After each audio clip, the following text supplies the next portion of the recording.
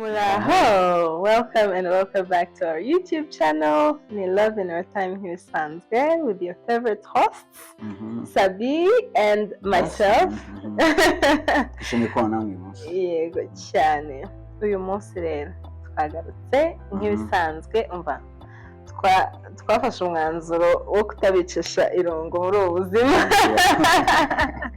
Ubwo rero injugu zanyu ibyo kunywa byanyu hafi cyane ariko ntimwibagirwe udukaramu n'amakayi kuko today it's hot. Topic iri hot cyane. Hanyuma kandi tutaribagirwa abantu muje hano bwa mbere turabakiriye cyane, you're welcome, turabakunze already. Ubwo rero ntimuhabe mudasubscribinze hanyuma ubwo ibindi tuko pamoja pe. Hanyuma rero tudatindiye ngo tubicishe amatsiko, uyu munsi tugiye kuvuga ikintu cyitwa ngo love cyangwa se relationship shouldn't be 50-50. Icyo ni ikintu, ni topic ikomeye cyane. Nzi ko abantu tumvaho kimwe cyane, kuko abantu benshi bumva ko relationship ni 50-50. What are you bringing on the table? What am I bringing on the table? Balance niyo bidahura tuzabonane mu bundi buzima. Ariko again nkuko twabivuze n'ubushize, ni igitekerezo cyacu niko tubitekereza. Relationship ntabwo ari 50-50. Ushobora kuba ufite uko ubitekereza, uza kutubwira muri comment tubwira ngo guys muribeshya, njye I think we should be 50-50. Ngiye muri relationship byanjye niko bimarera. So twebwe kuri twe it is not 50-50. Yego. Kuko hari igihe bidakunda ko naguhereza 50 cyangwa se umpereza 50, bigenda bihinduka kandi hari impamvu nyinshi zishobora gutuma bihindagurika bitewe n'igihe, bitewe na relationship yanyu ahantu igeze, bitewe n'ibintu byinshi bitandukanye. kandi we're going to go deep tubyinjiremo, nanjye kuvuga ngo tubisesengure ariko ntabwo tugiye kubisesengura, tugiye kubyinjiramo tubiganireho nabo bumvireho. So what do you think? Well, ntekereza ko relationship ntabwo yagombye kuba 50-50. kubera iki? Kubera ko ntabwo urukundo buri gihe ari equality.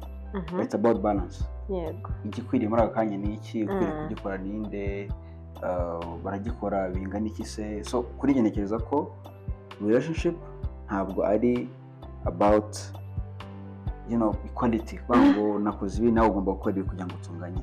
It's about balance. Byabaye score keeping nka mu mupira, neza. Nta flexibility na nkeya irimo, nta na gato pe. Ubwo nyine niba uyu munsi nakoze A, nawe uyu munsi ejo nimugoroba cyangwa se akanya somewhere in between, you have to show me ko turi kuri page imwe, ko turi mbese 50-50. mbese twabigize competition hagati y'abantu babiri, kandi why am I competing with you? Doesn't make sense. None what's the problem with relationships being 50-50? Ni ikihe kibazo kirimo? Bitwaye icyo ubundi uretse kwiyenza? Well, uko mbitekereza ikibazo cyabyo cyo kugira iyo mindset yo kumva ngo relationship ni 50-50, ikintu cya mbere ntekereza kibi cyabyo nuko bitera frustration. Frustration gute? Niba numva ko ari 50-50, nkaba nakoze iki wowe ntukore iki, bene frustration kubera ko numva ko ndi kuvunika njyenyine, ndi gukora ibi njyenyine, mugenzi wanjye waricaye ntabwo byitayeho nagukoze iki. Icyo gihe rero iyo ufite iyo mindset bizana frustration, bikagufa kandi mu by'ukuri ntabwo byagakwiriye. Nta nduvuga nyine ugasanga byahinduye umuntu kubera kumva ya mindset nyine 50-50 ugasanga byahinduye umuntu kumva ko hari urukundo rubyara imana urukundo ni stress hari abantu bavuga ngo urukundo ni stress ariko ni scam ni stress ibintu nk'ibyo ngibyo uvuga ibyo ngibyo kubera ko nyine wamenyereye ko urukundo rufashe nka transaction ntabwo urukundo ari transaction ntabwo uvuga ngo kwishyura ugomba kumenya ntabwo ari product urimo kugura so urukundo is not transaction iyo mindset rero nyine ya 50-50 ituma abantu bumva ko urukundo ari transaction kandi ubu rero transaction nongeye mu isoko nkagura ikintu cy'amafaranga angahe bagomba kwishyura kandi ayo nishyuye akaba ariyo naho ikibumbi icumi bakaguhereza ikintu gihwanye n'ibihumbi icumi ikintu gihwanye n'ibihumbi 7 waba unyibye rero abantu bafashe iyo mindset yo kumva ko nyine love is 50-50 yatumye abantu nyine bumva ko urukundo rumeze nk'aho ari transaction mbese nyine akaba yumva niba uyu munsi nakoze ikintu runaka wenda uyu munsi naguhamagaye bwa mbere kandi abantu bajya babipanga uyu munsi mu gitondo ninjye waguhamagaye ejo nawe ugomba kumuhamagara mu gitondo niba utabikora niba mu gitondo ntari bubone ukuntu guhamagara mu gitondo ushobora kubyuka nakererewe naryamiriye natinze kujya ku kazi nabyuka njagaraye mu mutwe wanjye ikintu cya mbere ndi gutekereza atari ukuguhamagara ari ukwihuta ubu se ninguhamagara bakanyirukana ku kazi ngo nakererewe maybe I'm planning kuguhamagara later ngeze ku kazi maze gusettlinga nako ga stress kagabanutse kugira ngo nkubwire nti yo sorry ntabwo nawe ukuntu nguhamagara nabyutse nkererewe ariko ngeze ku kazi umunsi mwiza ibintu nk'ibyo ngibyo ariko kuko bataguhamagaye saa 2 kandi ejo barahamagaye saa 2 ukumva isi yashyushye isi yahiye kabaye icyo twavugaga nyine cyuko iyo mindset ari mbi cyane bituma nyine wumva iyo transaction cyangwa se wumva ko you're not gaining maybe you're giving 80% undi gutanga 20% wumva ko nyine ntabwo satisfied kuma ntabwo ukunzwe so rero nicyo kibi twavugaga cyuko iyo mindset uretse kuba itera ya frustration kubera ibirimo kwikorerwamo ituma ufata urukundo muri perspective itari twavugaga kandi no tukibagirwa ko wari utanze urugero mu kanya ntabwo life iri predictable ikenewe ko wowe utanga byinshi kurusha mugenzi wawe rero urumva cyangwa se na mugenzi wawe ko atanga byinshi kurusha uri gutanga in that particular moment urumva niba ufite mindset ya 50-50 cyege rwose bizakugora gutanga ibirenze ibyo mugenzi wawe ari gutanga kandi nyine at the end of the day ni bya handi twavuze ngo nyine birakugira impact kuko nyine buri gihe urabona kuri guhendwa nyine niba ari wowe gushyiramo efforts Jondi narabyutse ndaguhamagara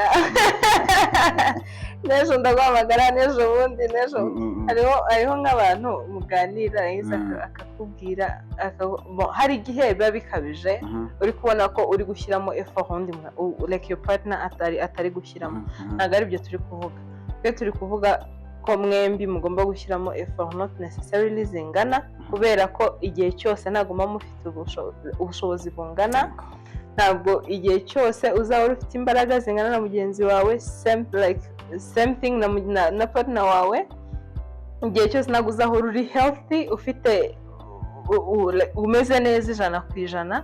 rero ntabwo igihe cyose byangana kuko niba uyu munsi partner wawe arwaye niba partner wawe afite let's say nk'ibibazo ku kazi niba afite stress runaka nyine niyo bikoze ubona ko bitangana nuko yari asanzwe abikora mu buzima like ameze neza mu buzima busanzwe rero niba uyu munsi ubizi ko partner wawe hari imbaraga adafite bitewe na situation runaka arimo step in niba ari na 80% ugomba gutanga wagatanga 20 be there for them kuko icyo gihe niwe expecting ko azaguhereza ibingana n'ibyo uri gutanga kandi mutari kunyura mu bintu bimwe ntabwo bizakunda ntabwo bizavamo ntabwo bizavamo kandi nyine tugomba kumva ko ngenda bavuga ko ubuzima buhora atari predictable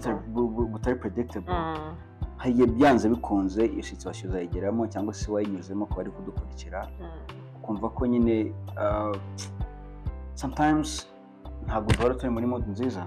Sometimes ushobora guhura n'ikikurakaza wenda haba muri famiye y'iwanyu ku kazi se umuvandimwe wawe se cyangwa se n'ikiri personal.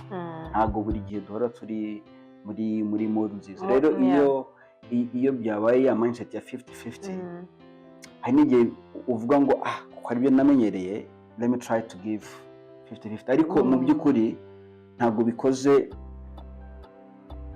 bikuvuye ku mutima kuko ubishoboye ubikoze kuvuga ngo atagira ngo kandi aho numva ko umeze nk'uri muri gereza kandi ntabwo relationship yagombye kuba gereza. Ntabwo yagombye kuba ubafasha gukora ikintu kiri ntabwo uri kubikora kuko bikurimo uri kubikora kubera ko nyine wumva ko bikwiriye not even bikwiriye uri kubikora kubera kumva ko the pressure exactly the pressure. Mu badukurikiye maybe muze kubidubwira muri comment section niba muri mwe hari ubyigeze kubaho akumva ko uri muri relationship ariko nyine urumva uri pressured gutanga byinshi cyane kugira ngo umacinge the level y'umupaka wawe ukabikora kuko utabyiyumvamo cyangwa kubera ko utabishaka ariko nyine ya pressure kuvuga ngo partner wanjye atagira ngo byagenze gute. So niba byarakubayeho please watubwire ese how did it feel iyo pressure se wabikoze wumva umeze gute please mutubwire. Erega ikindi kintu kiriho nuko ntabwo dufite niba navuga nka talent ko hari ibintu ukora neza kundusha, hari ibyo nkora neza kukurusha. Niba ibyo nkora neza cyane rero kukurusha bifite nka 50% ya relationship yacu, nkaba hari iyindi percentage runaka n'ubundi nari mfitemo ntanga, ntabwo bikuraho ko ntabwo bivuga ko unkunda any less. Nuko gusa there is something nkora neza cyane kukurusha that I don't necessarily want you gukora kuko mbizi neza ko mbikora neza kukurusha. Tuvuge nk'urugero, niba n'urugero niba ntegura dates nziza kukurusha, niba nk'urugero nk'abantu bakunda, niba nzi guteka cyane kukurusha, niba nzi gukora utuntu nk'utwo ngutwo not necessarily even ibintu binini, n'utuntu dutoya niba nzi kudukora neza kukurusha, why the stress? Kubera iki narwara umutwe over kuvuga ngo nateguye dates 10 wowe wateguye 3? Kuko hari igihe ushobora kubikora kuko utabikora neza cyane kuko mbikora ahubwo bikandakaza. No. So rero abantu bagomba kumva ko relationship ntabwo ari competition. Ntabwo kuvuga ngo wakoze iki nakoze iki and then ntabwo ari ndagomba gukora iki ngiki. Ibyo bintu rwose mindset ugomba guhinduka. Ntabwo relationship urimo ntabwo ari competition, ntabwo uri mu higanwa na mugenzi wawe, ahubwo nyine ni ukuzuzanya kumva ngo mugenzi wanjye nshoboye iki byenda bavugaga bya talent. Icyo uri gukora neza gikore nyine be excellent in that. Nawe icyo uri gukora neza be excellent in that, kugira ngo nyine byuzuzanye, kubera ko at the end of the day it is not about me, it is not about you, it's about us. Ni team turimo gukora, ntago muhanganye, ntago muri muri Champions League.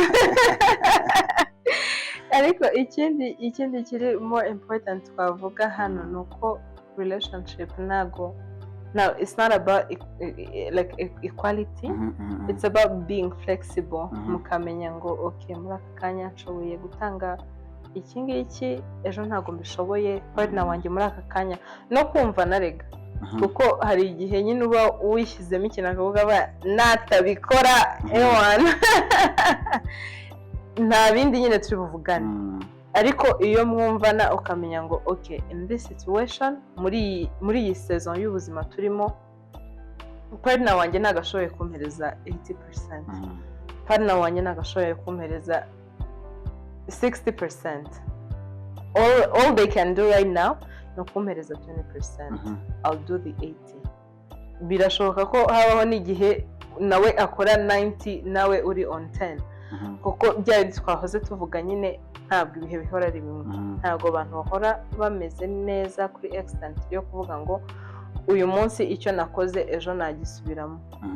Ni ukuvuga ngo rero bishobora kuba 80-20, bishobora kuba 60-40, bishobora kuba 90-10, nabyo birashoboka depending na situation murimo, ariko tubyumvikaneho neza. Tubyumvikaneho neza, ntabwo ari ukuvuga ngo wowe effort zose niwe uri kuzishyiramo, ntabwo partner wawe nta effort na nkeya ari kuzishyiramo. Kandi nawe urabibona iyo uri gushyiramo effort, mbese uri gufeelinga, uri gusuka ibintu bikura in an empty cup. Niba uri kubikura in an empty cup, nta effort na nkeya uri kubona. Niba buri munsi utanga 100%, partner wawe ntacyo abyitayeho, ibyo ngibyo byo that's a story for another day. Ariko niba ubibona yuko muri aka kanya ntabwo ashoboye gutanga 90, ntabwo ashoboye gutanga 50, ntabwo ashoboye gutanga 60, kandi birashoboka nyine ko hari n'igihe mwatanga 50-50. Ariko niba uzi ko uyu munsi okay nashoboye gutanga 90, we ari gushobora gutanga 10, ubutaha nawe akabibona ko udari gushobora gutanga ya 90 watanze ubushize, akavuga okay, right now I need to stand in the gap, I need to be there for this person. That is very, very healthy. We are so proud of you. Well, icyari uvuze cya flexibility, abantu bagomba kumva ko nyine ko the relationship should be about being flexible. Ni ikintu gikomeye cyane, ariko nk'urugero I remember tukiri long distance relationship. I mean, abantu wenda bayirimo, they can tell us in the comment section. Turabakomeje. I mean, they're struggling a lot. Muri icyo gihe kimeze gutyo, hari igihe biba ngombwa ko umwe atanga byinshi kurusha uwundi. I remember bigeze kutubaho, urabizi ya minsi tugeze gushakira. I mean, abantu bakurikira love story yacu, nzi ko icyo kintu bakibonye. Abatarayumva babe bapostinze gato nzajye kuyumva uko byagenze. I remember tugeze kugira fight kubera icyo kintu, kubera ko big fight. Ariko nyine yazanyemo kakanya kumva ko nyine umwe ari kuvunika undi ari kuvunika cyane, so urumva ko nyine I mean actually twese twari turi kuvunika, ariko twese turi kuvunika tutarisobanukirwa. I know, so urumva ko ibintu no muri long distance relationship sometimes nk'abantu bayirimo nyine bakunze kuba overwhelmed kubera ko yumva ko ari gutanga byinshi, undi ntabwo ari gutanga byinshi. So rero turagira ngo tubabwire rwose, niba uri kumva urimo kuvunika kubera icyo kintu cyo kumva ngo umwe ari gutanga ibi, undi ari gutanga ibi, pozinga gato rwose, breathe, humeka, ucishe bugufi, iyo mindset mugenzi wawe. Sometimes ushobora no gusanga nawe ari gustruggle n'ibintu birenze nuko wowe ubitekereza. So nyine twavuze ngo it's about flexibility, it's about kumva ko ugende gake wumve wa muntu mugenzi wawe, ugende gake wumve, ugire zamwe zo kumva ngo ese why are things this way, kubera ko atari gushobora kumpereza the 90% cyangwa 50 cyangwa 60, kubera ko aka effort ari gakeya. Ariko cyane banavuga ngo wait, ngo kumara kuba gitera mpore ikibintera. Umugani muze kumbwira niba wuciye neza. Nshobora kuba nawuciye neza, ariko ni ibintu nk'ibyo. Wait, aho kumara kuba gitera mpore ikibintera, that's niko bawuca. Mukubwira muri comment niba nibeshye, aho kumara kuba gitera mpore ikibintera. Yenda ubona byizeye neza, uyu mpamvu icyo bivuze ni uko before you judge your partner ko atarimo gutanga byinshi, before you judge ko atarimo kuguha ibyo expectinga, first understand. Erega banabiganireho, kuko hari igihe hariho nk'abantu mu buzima busanzwe batazi kuvuga nk'ibintu nka struggles bari cyangwa se batazi no kuzisobanura, bigisaba ko umufasha pe. Kandi nanjye rimwe na rimwe njya mba muri abo bantu,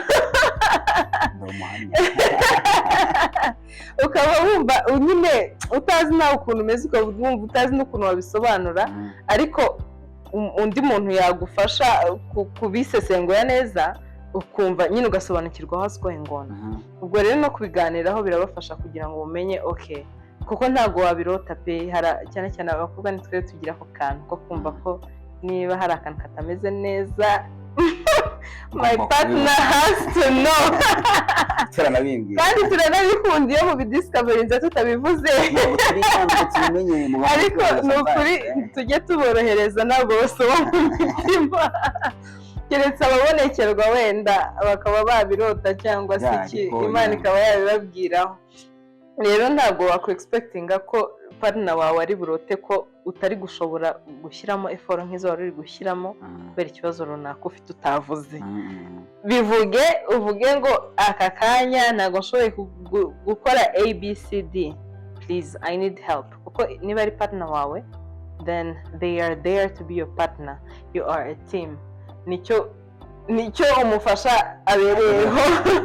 Ikindi ntabwo nkeka ko ntabwo ikibazo cyagombye kuba kuvuga ngo ese njye nawe turimo gutanga ibingana kugira ngo dufashe. Ntabwo ikibazo cyagombye kuvuga ngo ese buri wese mu bushobozi bwe, buri wese mu bushobozi bwe, wowe na partner wawe murimo gukora ibyo buri wese ashoboye kugira ngo umufashanye. Exactly. Kuko icyo gihe bitabaye byo mugatangira kuzana bya bindi ngo ese turi gukora ibingana, n'andi blame games zitangira kuza. So ntabwo bikwiriye kuvuga ngo turimo gukora ibingana. No, hagombye kuvuga ngo ese njye nawe turimo gukora ibyo dushoboye mu bushobozi bwacu, ibyo dushoboye uyu mwanya, to support each other. Mbese mu yandi magambo, am I being there for you? Uko imbaraga zanjye zingana, am I supporting you nk'uko byagakwiriye? None se what do you think, instead yo gufocusinga kuri 50-50 ko tugomba guhana 50-50, what about dufocusinze ko commitment yakabaye 100%? I mean actually that's niyo perspective numva ikwiriye. Aba partners kumva ko ugomba gutanga 100%. Kuvuga ngo gutanga 100% bivuze ngo wikwireze ruvuge ngo ngiye gutanga duke abanza mpereze nyuma yaho nanjye ndongera muhereze. No, I think no muri episode ishize wari wavuzeho kuri something about giving more than receiving. Iyo mindset uyifite, you don't count ibyo watanze kugira ngo versus ibyo wakiriye. Ntabwo ariyo mindset ikwiriye. Ngo byagombye guhinduka ukavuga ngo I'm just giving my best. Your best might be 100% of your capacity, not and your commitment, not 50% and then you wait another person to give you 50%. I'll give 50% if nawe natanga 50% and then natanga 29 ndagabanya na 10. No, ibyo bintu mu by'ukuri twabivuze kare, ntabwo uba uri muri competition. Relationship ni ugufashanya, ni ukuzuzanya, ni ukuzamurana mu mibereho iri emotional n'ibindi byose. So kuri njyewe I support iyo mindset yo kuvuga ngo I'm giving my 100%, no gutanga 100% y'ibyo nshoboye. Ushobora gusanga 100% y'ibyo ushoboye bingana na 20% ibyo undi yatanze, ariko nubikora uvuga ngo njye ntanze ibyo nshoboye mu bushobozi bwanjye, naho undi yatanze ibyo ashoboye mu bushobozi bwawe, nta nubwo hazabaho kubara ngo uvuge ngo nahenzwe, kubera ko watanze ibyo ushoboye. You're complementing each other. Exactly. Watanze ibyo ushoboye, natanze ibyo nshoboye, turuzanye. Humva ko rero nyine kuri njyewe nuko ntekereza ko abantu bagombye gutekereza. Ubundi wakagombye kuvuga ngo I am committed, nubwo ibyo nashobora gutanga bitangana every day. Hanyuma ikindi, hari ikintu twibeshya nk'uko n'ubundi twabivuzeho ubushize about giving more than we receive. Relationships cyangwa se love is about serving each other. Apana kubara ngo ejo na contribute iki ngiki, ejo bundi nakoze ibi ngibi, ejo iyo twese twombi dufite iyo perspective yo kuvuga ngo we have to serve each other, ni ukuri ayo matiku yo kwirirwa ngo jori natanze 100% we ari on zero ntabwo twayajyamo niwabona umwanya kuko you're enjoying serving your partner nawe is enjoying serving you bigatuma mwembi nyine n'ubundi iyo gap ntihaba ariko iyo gap yahabaye ubwo nyine haba hajemo akantu k'akabazo ubundi twahoze tuvuga kare akantu kabyica buriya ni ka kantu ko kuvuga ngo tumeze nk'abari mu higanwa who are you competing with at the end of the day muri mu cyitwa partnership then partners bari competing say then you becoming abakonkira uri muri concurrence kandi gukonkera n'umukunzi wawe gukonkera n'umupartner wawe nta kintu kirimo ngende nyine niya frustration iri buze byandi twaze tuvuga n'ibindi byinshi bizana n'iki kintu erega n'ubundi watanga 50 nkatanga 90 niyo byaba bitari bubijana ibi bikarenga ijana n'ubundi it's for your relationship it's good for your relationship n'ubundi relationship is thriving uko byaba bisa kose as long as watanze your best nanjye nkatanga my best tukaba there for each other the relationship will strive kandi akaba kumva ko nyine things are not always the same sezo zirahinduka bibaho ariko niba ufite ya mentality yo kumva ngo mwese kuko muri team yo kumva ngo turimo gutanga ibyo dushoboye mu bushobozi bwacu na cya gihe mu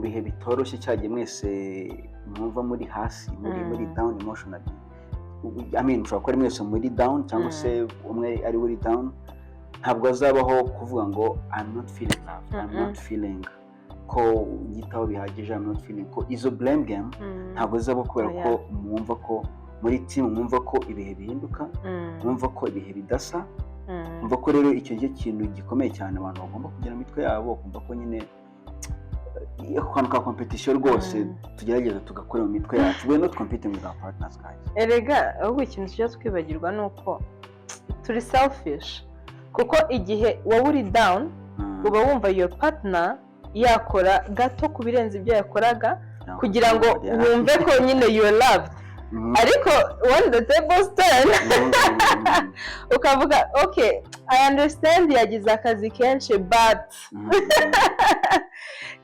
ko yari asanzwe amamagara inshuro 10 ku munsi kubera iki yamamagaye gatatu I understand yari busy ariko come on so let me ask you byigeze bikubaho ko muri relationship yacu mu myaka yose myinshi tumaranye byigeze kuba ko wumva ko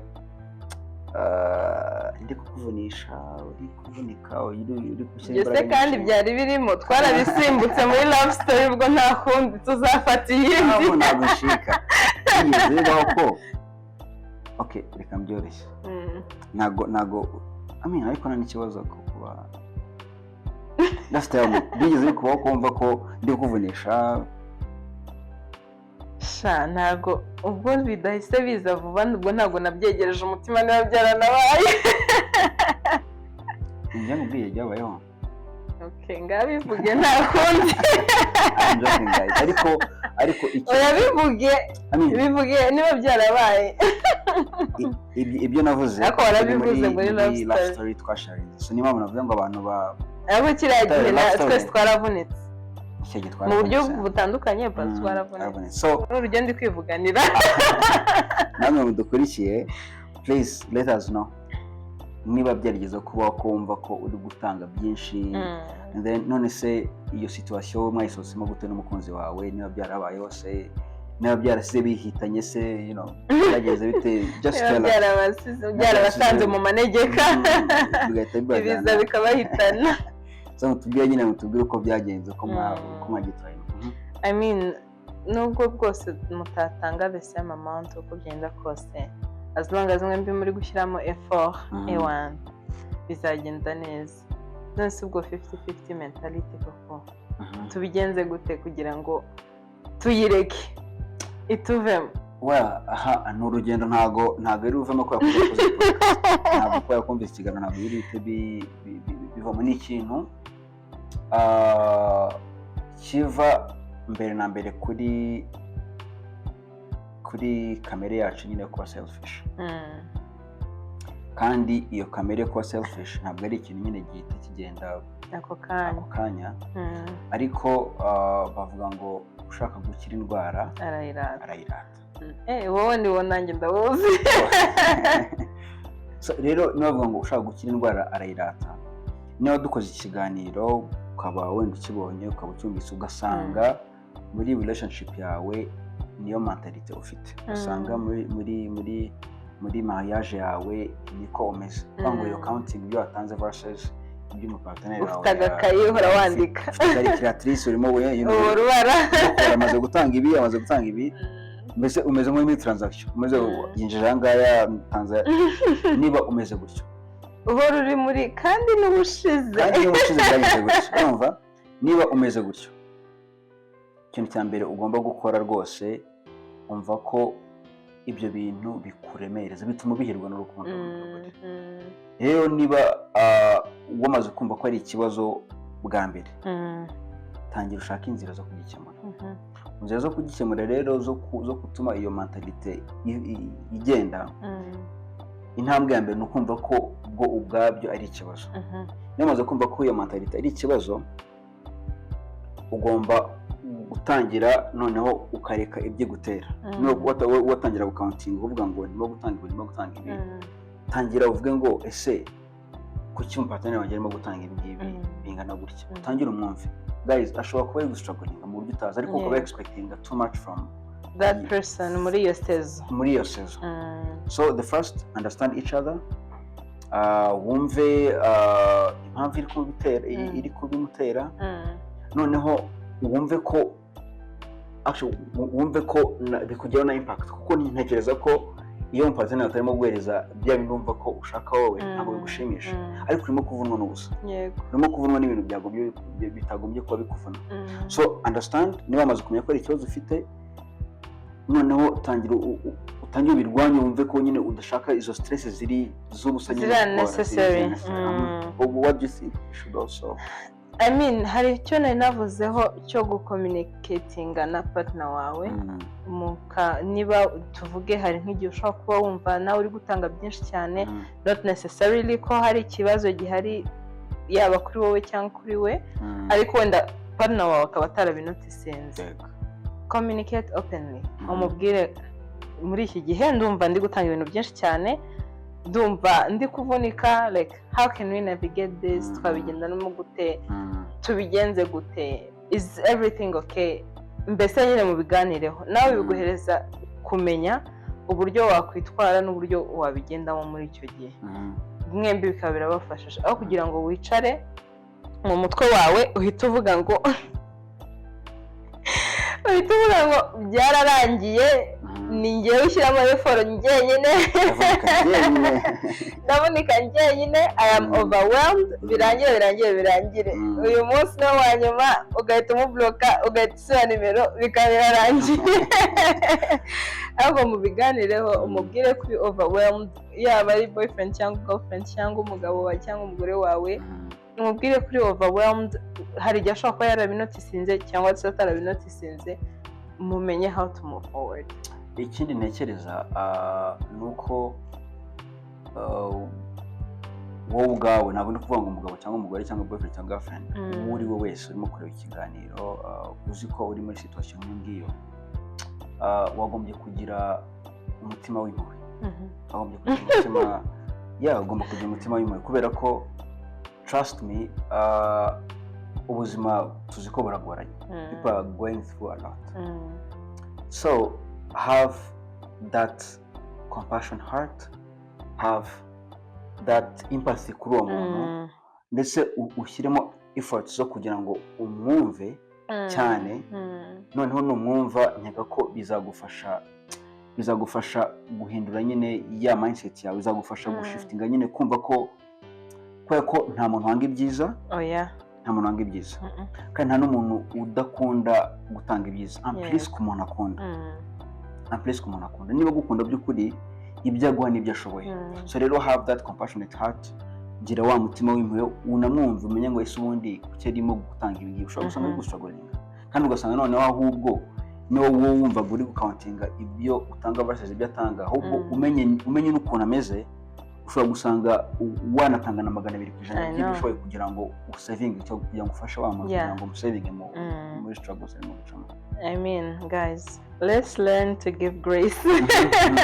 Kuko nawe hari igihe kigera ukumva ko iyo grace uyikeneye, ukumva ko iyo help nawe uyikeneye, umva everything your partner can offer ukumva ko rwose ubikeneye 100%. Mu yandi magambo, what njyewe icyo ntekereza twafata nk'isomo cyangwa se key takeaways twafata kuri no topic, nuko icyambere ntabwo relationship ari about uburyo mwasplitinze inshingano runaka cyangwa se mbese iyo countdown muhoramo, ahubwo ni uburyo twafata nk'iyo commitment yo kuvuga ngo igihe nashoboye gutanga ibyo nshoboye mu bihe bitandukanye no mu buryo butandukanye bitewe na situation turimo ubu ngubu muri relationship yanyu.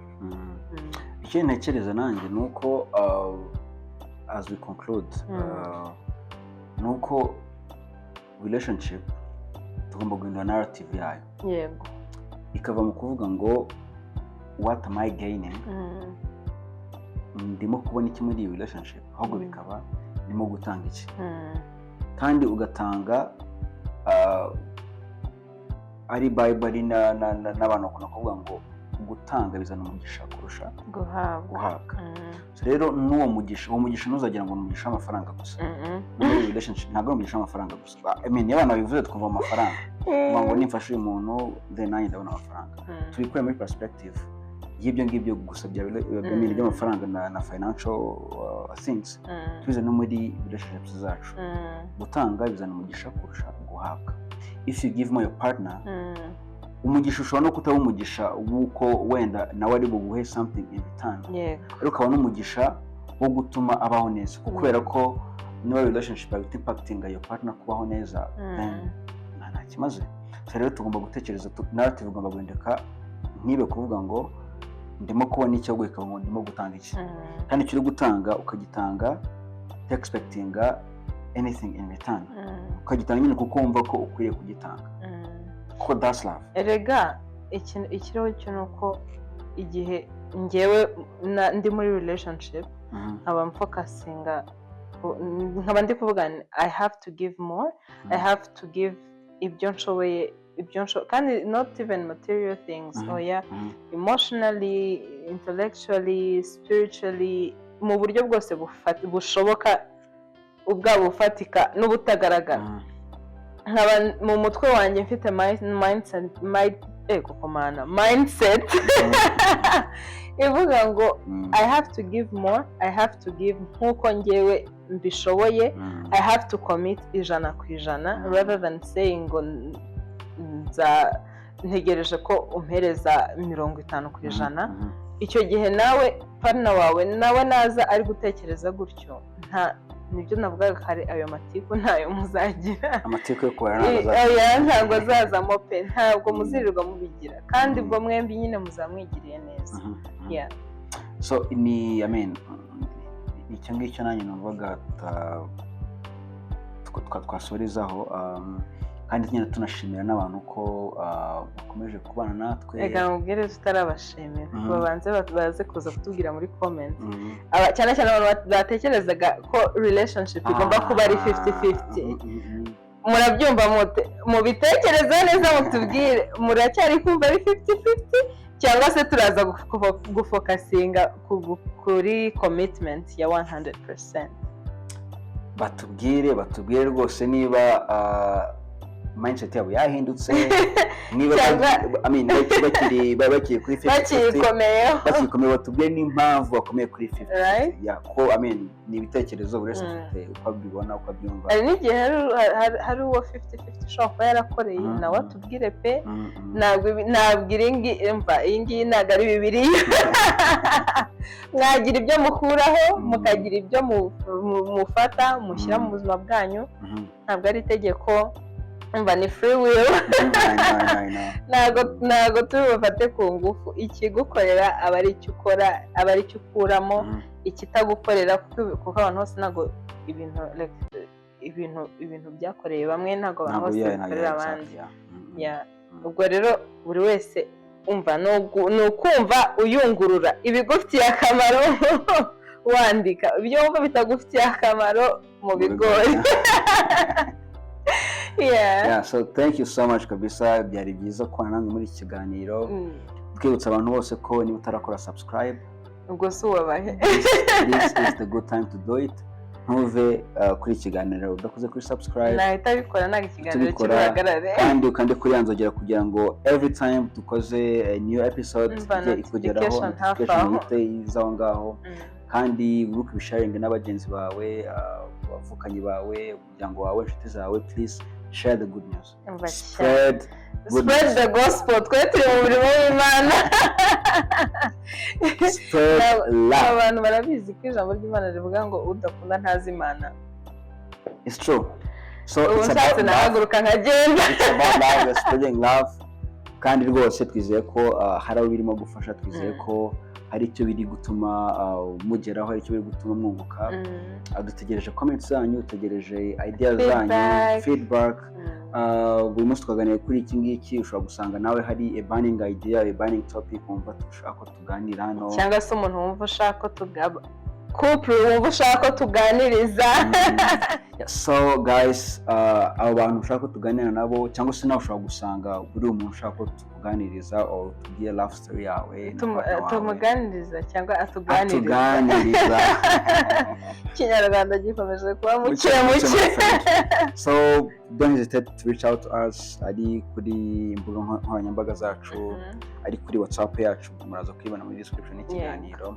Rwose feel free to reach out to us. Tuzishimira kubana nawe, tuzishimira kuganira nawe about your love story, tuzishimira ndetse no kubona topics mushaka ko tuganira. It's about spreading love, it's about love community, it's about changing the narrative about love, ko tuzi ko rwose people are desperate. So guys, reka dusoreze ahangaha. Mwakoze cyane kubana natwe. We can't wait kubana namwe ubutaha muri episode y'ubutaha. Ubwo stay tuned. Bye.